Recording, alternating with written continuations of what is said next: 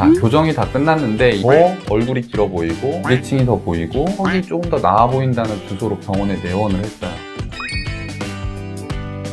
안녕하세요. 나오미 궁합안면과의 서백호 원장입니다. 지금 할 얘기는 주걱턱 얘기입니다. 골격성 3급 부정교합이라고 얘기를 하는데요. 이 주걱턱이 있을 때 과연 비수술적인 교정만으로 치료가 가능한지, 꼭 수술이 필요한지, 교정만 했을 때는 어떤 부작용도 있을지, 요즘 교정과에서 광고를 많이 하는 비수술 교정이라는 거에 대해서 한번 얘기를 해보도록 하겠습니다.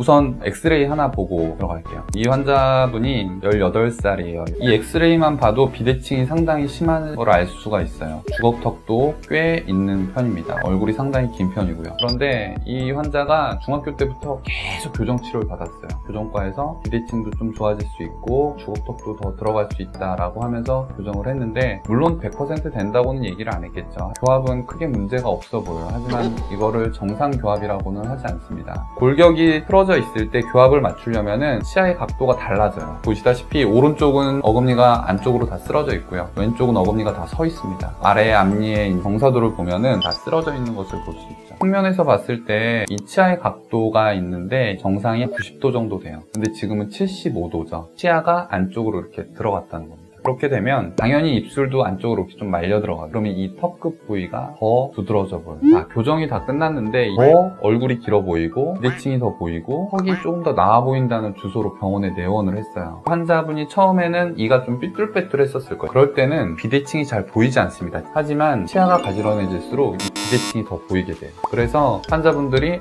나는 교정을 해서 고쳐진다고 했는데 비대칭이 더 보이는 것 같아요. 턱이 더 나아 보이는 것 같아요. 왜냐면 입술이 상대적으로 말려 들어가니까 턱이 더 부각이 돼 보이는 거죠. 그래서 오는 환자분들이 많습니다. 수술을 해야 되는 환자분이죠. 교정 병원에서 교정으로 치아를 움직이는 거는 많이 발달했어요. 이 치아라는 거는 골격 안에서 항상 움직인다고 얘기했죠. 골격을 변화시키는 양은 정말 미미합니다. 그거를 변화시킬 수 있는 한 부분이 있습니다. 바로 턱관절이에요. 절대 골격은 많이 움직이지 않는다. 그런데 교정을 억지로 하려고 하면 턱관절에 질환을 일으킬 수 있다. 외모적으로 만족하지 못하는 결과가 있는데, 그걸 나중에 수술로서 해결을 하려면은 훨씬 더 힘들어지고 원하는 모양을 만들 수가 없다.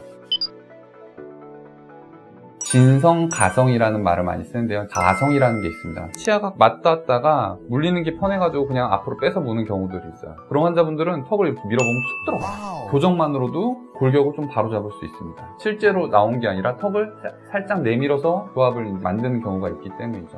그리고 교정적으로 했을 때 전체적인 골격은 주걱턱이 아닌데 턱끝만 길고 턱끝만 좀 돌아가 있다거나 비대칭만 살짝 있다거나 그런 경우에 있어서는 교정을 먼저 하시고 윤곽적인 부분을 좀 도움을 받으시면 그 부분이 훨씬 더 나아지는 분들이 있을 수 있어요. 그렇지 않은 경우에 있어서는 수술을 조금 받아야 된다.